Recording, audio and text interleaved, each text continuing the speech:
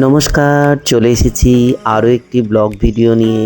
এটি হলো নৈহাটির বড় মাকে দর্শন করতে যাচ্ছি। অনেক দিনের স্বপ্ন ছিল, ইচ্ছা ছিল যে নৈহাটির বড় মাকে দর্শন করতে যাব। আজ সেই স্বপ্নটা পূরণ হতে চলেছে। চলুন আপনাদের সঙ্গে শেয়ার করি। এই যে আমার পাশে বসে রয়েছে, এই দুটি হলো আমার ছাত্রী। এবছরে ক্লাস 10 পরীক্ষা দিয়েছে, রেজাল্ট আউট হয়নি। আমি যখন বললাম যে আমি বড় মাকে দর্শন করতে যাব, ওরা বলল যে স্যার আপনাদের সঙ্গে আমিও যাব। আমি বললাম চল, কোনো ব্যাপার নেই, বড় মাকে দর্শন করে আসবি, সামনে রেজাল্ট। তো এইভাবে আমরা এগোতে থাকলাম বড় মাকে দর্শন করতে। দেখুন ট্রেন থেকে নেমে গিয়েছি, এটা হচ্ছে শিয়ালদা স্টেশন। আমরা হাঁটছি, এরপরে গিয়ে নৈহাটি বজবজ ধরবো বলে। শিয়ালদা স্টেশনটা হচ্ছে অনেক ব্যস্ততম রেলওয়ে স্টেশন, আমরা সবাই জানি। দেখুন এই যে আমার ছাত্রী দুটি যাচ্ছে, এই ট্রেনটাতে আমরা উঠবো। এটা হলো নৈহাটি লোকাল ট্রেন। আমরা এই যে দেখুন ওরা ট্রেনে উঠছে, আমরা এইভাবে নৈহাটি লোকাল ট্রেন ধরে নৈহাটিতে যাব। নৈহাটিতে নেমে আবার বড় মার পুজো দেব। তো ওরা বসে পড়লো, ওরা খুব সেজে গুজে যাচ্ছে। এটা আমার খুব ভালো লাগলো যে এত সেজেছে বলাই বাহুল্য। যাকগে, মন খুব ভালো থাকবে, সাজলে তো মন খুব ভালোই থাকে। এই যে দেখুন আমি বসে আছি ট্রেনে, আর ওরা ওই পারে বসে আছে। এইভাবে গল্প করতে করতে ওরা দুজন, আমি একা চলেই গেলাম বড় মার কাছে পুজো দিতে।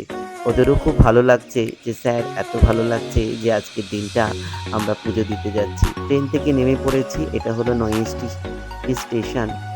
এবার আমরা বেরোবো বড় মার মন্দিরের দিকে, রওনা দেবো। দেখুন এখান থেকে শুরু হচ্ছে বড় মার মন্দিরে যাওয়ার। আমরা কি করলাম, কিছু এখানকার প্যাঁড়া আর ফুল কিনে নিলাম। প্রত্যেকটা ডালির দাম 50 টাকা। তার মধ্যে ধূপ, মোমবাতি, তারপরে ফুল সবকিছুই থাকবে, আপনারা নিতে পারেন। এই নিয়ে এবার আমরা এগোতে থাকলাম মায়ের মন্দিরের উদ্দেশ্যে। এই যে দেখুন ওরা যাচ্ছে, আমি যাচ্ছি একসঙ্গে। আর সেদিনকে প্রচণ্ড রোদ্দুর বেরিয়েছে, এত গরম। আমরা সেখানে গিয়ে পৌঁছেছি সকাল 9টার মধ্যেই পৌঁছে গেছি। খুব তাড়াতাড়ি 10টার মধ্যে পুজোও আমাদের হয়ে গেছে। দেখুন এই যে যাচ্ছি ডালা নিয়ে, আমরা 3জন মিলে ডালা কিনে নিয়েছি। বড় মার পুজো দেবো, এটা আমার প্রথমবার পুজো দিতে যাওয়া, ফার্স্ট টাইম। আমি ছোট থেকে নৈহাটিতে অনেকবার গিয়েছি, কারণ এখানে আমার দিদার বাড়ি নৈহাটি ভাটপাড়ায়। তো তখন কোনো বড় মার তেমন অস্তিত্ব ছিল না। পুজোর সময়, কালী পুজোর সময় পুজো হতো, বড় মা ছিল, কিন্তু মন্দির ছিল না। মন্দিরটা খুব রিসেন্টলি প্রতিষ্ঠা হয়েছে, তাই সেইভাবে যে মানে যাওয়া হয়ে ওঠেনি। তো খুব ইচ্ছা ছিল যে বড় মাকে দর্শন করতে যাব, বড় মার আশীর্বাদ গ্রহণ করব। তা সেই ইচ্ছাটা আজকে আমার পূরণ হলো। আমি খুব সত্যিই খুব খুশি যে বড় মাকে পুজো দিতে যাচ্ছি। অনেক দিন থেকে যাব যাব যাব করে এবারে যে যেতে পারলাম, এটা তারই কৃপা। এই যে দেখুন এখান থেকে বড় মার মন্দির শুরু। ঠিক এই জায়গাটা থেকে সবাই বেরোচ্ছে মন্দিরে পুজো দিয়ে, আর ওই দিকটা থেকে যেতে হয়। আপনারা আমার সঙ্গে থাকুন, সবটাই আপনাদের দর্শন করাবো, বড় মাকেও দর্শন করাবো আমার এই ভিডিওটির মাধ্যমে। আপনারা এই ভিডিওটির মাধ্যমে বড় মাকে দর্শন করে পুণ্যফল লাভ করতে পারবেন। বড় মা খুব দরদি, সত্যি প্রত্যেকটা মানুষের মনস্কামনা পূরণ করে। ঠিক এই জায়গাটা থেকে, যেখানে কত দেখুন বাধা রয়েছে, ওইখানটা থেকে যেতে হয় আর কি। এই যে আমরা যাচ্ছি এবার বড় মার মন্দিরের উদ্দেশ্যে, রওনা দিচ্ছি। এখান থেকে আমরা চলে যাব জুতো খুলে একেবারে বড় মার মন্দিরে। এই যে দেখুন এই জায়গাটা, এখানে এই যে বেঁকে গেল, টার্ন নিল, ঠিক এই জায়গাটা থেকে হ্যাঁ এই যে এখানটা দেখুন কত জুতো খোলা আছে, এখান থেকে যেতে হবে বড় মার মন্দিরে। এখানে আমরা জুতো টুতো খুলে বড় মার মন্দিরে প্রবেশ করলাম। এখানে দেখলাম চতুর্দিকে রেলিং সিস্টেম করেছে, ঠিক ঝাড়খণ্ডে বাবাধাম মন্দিরের মতো। বাবাধাম মন্দিরে অনেক রেলিং, 1তলা 2তলা 3তলা পার করে যেতে হয়। আর এখানে একটাই রেলিং, সেই রেলিং থেকে লাইন দিয়ে দিয়ে যেতে হবে। এটা না করলে অনেক ভিড় হয়ে যাবে, সেই কারণেই হয়তো এই ব্যবস্থা করেছে। তবে খুব সুন্দর ব্যবস্থাপনা, মায়ের মন্দিরে এত সুন্দর ব্যবস্থাপনা দেখে খুব ভালো লাগলো। এবং সত্যিই মায়ের কাছে গিয়ে এত মনে শান্তি পেলাম, আপনাদের সেটা ভাষায় আমি প্রকাশ করে বোঝাতে পারবো না। দেখুন এখানে লাইন দিয়ে আমরা সবাই যাচ্ছি। আমার হাতে আমার ডালা, এবং আমার ছাত্রছাত্রীদের হাতে, যেই ছাত্রী দুটো যাচ্ছে ওদের হাতে ওদের ডালা। তো ওরা আমার সাথে গিয়েছে, আমারও খুব ভালো লাগলো, ওরাও খুব ভালো। সত্যি বড় মার পুজো দিতে গিয়ে আমাদের এত ভালো লেগেছে মানে কি বলবো। তো যাচ্ছি, দেখুন এখানকার লাইন দিয়ে অনেক মানুষ লাইন দিয়েছে, প্রায় না হবে তো ১-২ হাজার মানুষ হবে। তো যাই হোক, সেদিনকে আবার অনেক কেউ বলছে যে অনেক ভিড়টা কম আছে, এর থেকেও নাকি প্রচুর ভিড় হয় প্রতিদিন প্রচুর লাইন পড়ে যায়। ঠিক এই গেটটা থেকেই ঢুকতে হবে মায়ের মূল মন্দিরে, নাটমণ্ডপ যেখানে মা বিরাজ করছে সেই জায়গাটায়। তো অনেক ৩টে ধাপে মানুষকে মানে নিয়ে যাচ্ছে ভেতরে। দড়ি সিস্টেম করে দিয়েছে। সামনের দিকে মানুষদের পুজো হয়ে গেলে আবার 2nd ধাপে যারা রয়েছে তারা যাবে। আবার 3rd ধাপে মানুষরা 2nd ধাপে চলে যাবে। আবার এখান থেকে কিছু মানুষ ওখানে যাবে। খুব সুন্দর ব্যবস্থাপনা। মানে এক কথায় বলাই বাহুল্য। এত সুন্দর ব্যবস্থা না করলে এত মানুষকে কন্ট্রোল করবে কি করে? দেখুন এই যে মায়ের মন্দিরে সবাই ঢুকছে। সামনে একটা দড়ি ফেলা আছে। ওই দড়ির ওখানে সবাই গিয়ে জড়ো হয়ে যাবে আরকি।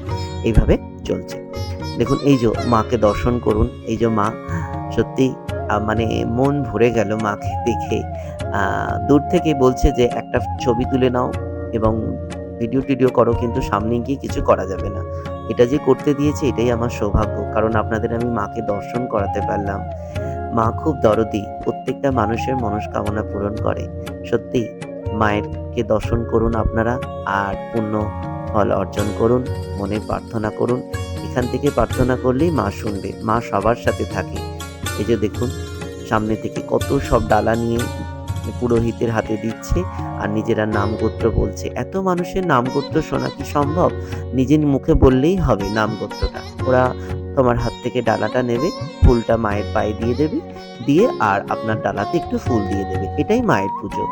কারণ এত মানুষকে মন্ত্র পড়ে পুজো করানো সম্ভব নয়। এবার দেখুন বেরিয়ে এলাম মায়ের মন্দির থেকে। বেরিয়ে এসে এখানে পুরোপুরি দেখুন মনে হচ্ছে আমাদের কি বলবো, কলকাতার যে কালী মন্দির আছে, কালীঘাট, কারণ আমার বাড়ি থেকে কালীঘাট বেশি দূর না, আমি ওখানে যাই, ওটা মহাতীর্থ সতী পীঠ। তো এই কালীঘাটের মতন আমার একটু অনুভূতি হলো যে চতুর্দিকে অনেক ডালার দোকান, ছবি বিক্রি হচ্ছে, মানে পুরোপুরি কালীঘাটের মতন হয়ে গেছে। আমি যখন ছোটবেলায় যেতাম তখন কিন্তু এইসব দোকান এগুলো ছিল না। এখানে মার্কেট বসতো, জামা কাপড়ের দোকান বসতো। এখান থেকে একটু এগিয়ে গেলে ফেরিঘাট আছে, গঙ্গা রয়েছে, সেখানে মানুষ আসতো। দেখুন কত পিকচার বিক্রি হচ্ছে, মায়েরই পিকচার। সব জায়গায় সবাই পুজো দিচ্ছে, একটা করে মায়ের পিকচার বাড়িতে নিয়ে যাচ্ছে। তো এইভাবে একদিন মহাতীর্থে পরিণত হয়ে যাবে এই বড়মার মন্দির। হয়েও গেছে অলরেডি। দেখুন ফেরিঘাট, এটা হলো ফেরিঘাট। এই ফেরিঘাটটা এত অপূর্ব লাগছে দূর থেকে, মানে বলে বোঝাতে পারবো না। মানে অপূর্ব, এক কথায় অপূর্ব। গঙ্গা থেকে লঞ্চ যাচ্ছে ওপারে, আর এপারে সব মানুষ বসে আছে। সেদিনকে প্রচণ্ড রোদ্দুরও বেরিয়েছিল, মানে এতটা গরম, মানে বলাই কথা নয়। চতুর্দিক থেকে রোদ ঝলমল করছে, লঞ্চ যাচ্ছে, অপূর্ব লাগছে। দেখুন এখানে গাড়ি দাঁড় করানো রয়েছে, ফেরিঘাটের গঙ্গা। আমি বড়মার কাছে আপনাদের জন্য প্রার্থনা করছি, আপনারা সত্যিই পুণ্যবান যে এই বড়মার ভিডিওটা দেখতে পেরে। আর এই যে দেখুন ফেরিঘাটের গঙ্গাটা, এই ফেরিঘাটের গঙ্গায় সবাই আসছে আর মাথায় একটু জল ছিটিয়ে নিচ্ছে। এই আমার ছাত্রী দুটোও নেমেছে, ওর মাথায় একটু জল ছিটিয়ে দিচ্ছে, ও গঙ্গায় নামবে না বলে। এইভাবেই আমাদের সারাটা দিন খুব সুন্দরভাবে কাটলো। আর আমিও কি বাদ যাবো? আমিও কিন্তু গিয়েছি সেই গঙ্গায় একটু গিয়ে জলের ছিটা নিতে, আর মা গঙ্গার একটু আশীর্বাদ নিতে, সবার জন্য প্রার্থনা করতে। তো দেখুন এই যে পৃথিবীর যা কিছু সুখ প্রকৃতির মধ্যেই লুকিয়ে আছে। প্রকৃতিই ঈশ্বর। এই প্রকৃতির মধ্যেই পরম সুখ খুঁজে পাওয়া যায়। দেখুন এত সুন্দর দৃশ্য, যেটার কোনো ভাষা হয় না। বড় মাকে দর্শন করতে গিয়ে এই ফেরিঘাট দর্শন করে আমার ভীষণ ভালো লাগে। এই যে দেখুন আমিও যাচ্ছি মা গঙ্গায়। মা গঙ্গায় গিয়ে মায়ের জল একটু মাথায় ছিটিয়ে দিয়ে আমি সবার জন্য প্রার্থনা করলাম, হে মা গঙ্গা, প্রত্যেকটা মানুষের মনের কলুষতা তুমি ধুয়ে দাও তোমার এই পবিত্র জল দিয়ে। সবাইকে ভালো রেখো মা। মাগো, তোমার এই অপরূপ সুন্দর দৃশ্য দেখে আমি মোহিত হলাম। যাকে ভিডিওটা আমি এখানেই শেষ করছি। সবাই ভালো থাকবেন, সুস্থ থাকবেন, আনন্দে থাকবেন। আর আমার ভিডিওটি কেমন লাগলো আপনারা কিন্তু একটা কমেন্ট করে জানাবেন। সাবস্ক্রাইব করতে ভুলবেন না। নমস্কার।